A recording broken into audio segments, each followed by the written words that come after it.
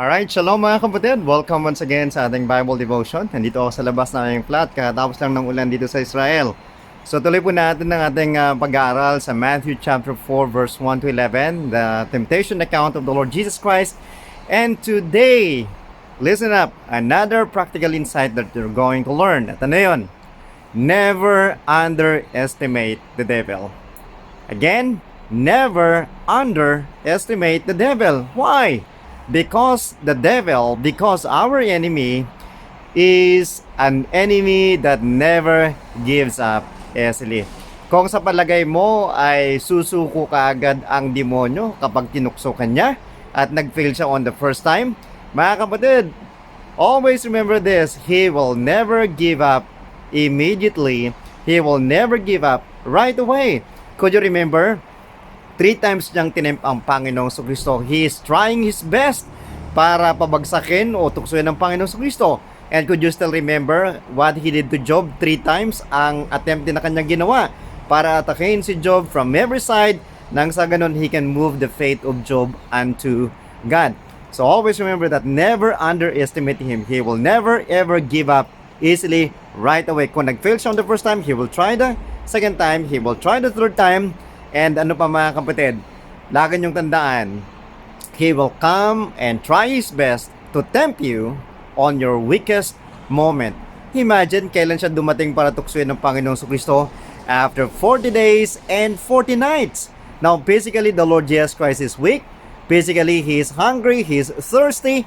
Kaya makita ninyo yung atake na ginawa ni Satan para tuksuin ng Panginoong Kristo. And the same thing, wag kang pakakasigurado. Kasi kung kailan minsan merong problema ang bawat isa sa atin, kung kailan meron tayong struggle, kung kailan tayo merong pinagdadaanan, kung kailan tayo mahina, yan ang best moment, yan ang panahon na inaantay ni Satan para dumating at tuksuin ka. Alam nyo, ang marirealize natin dito sa passage ng temptation account ng Panginoon Kristo, magaling tumahimik ang demonyo at hindi siya basta-basta sumusuko. At ano pa? Mga kapatid, pangatlong bagay na dapat nating ma-realize why we should never underestimate Satan. Because he is patient and enduring. Imagine, hindi siya agad-agad sumusuko. Grabe yung patient niya. He tried 3 ways kung paano matempt ang Panginoon Kristo. Kaya kapag nag-fail siya in his first attempt sa ibang pamamaraan, aatake na naman siya ulit sa iyo. Kaya never underestimate him.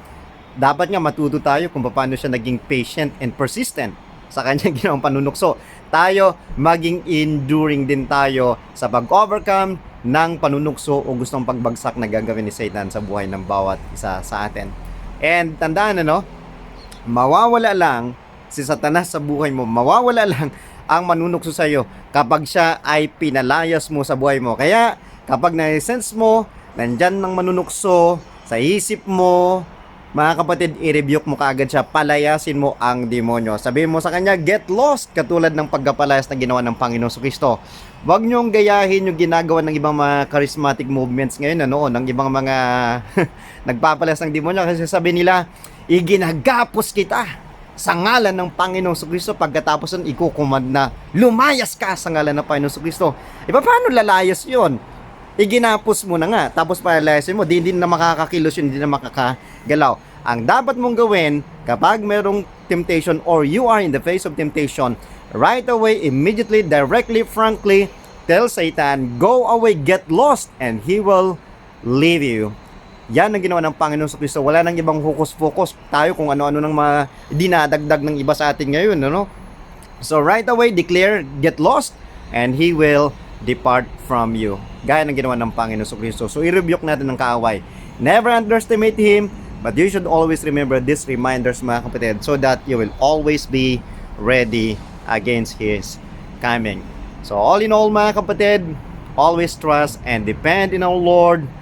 We should not underestimate Satan, but we should always depend on our Almighty God.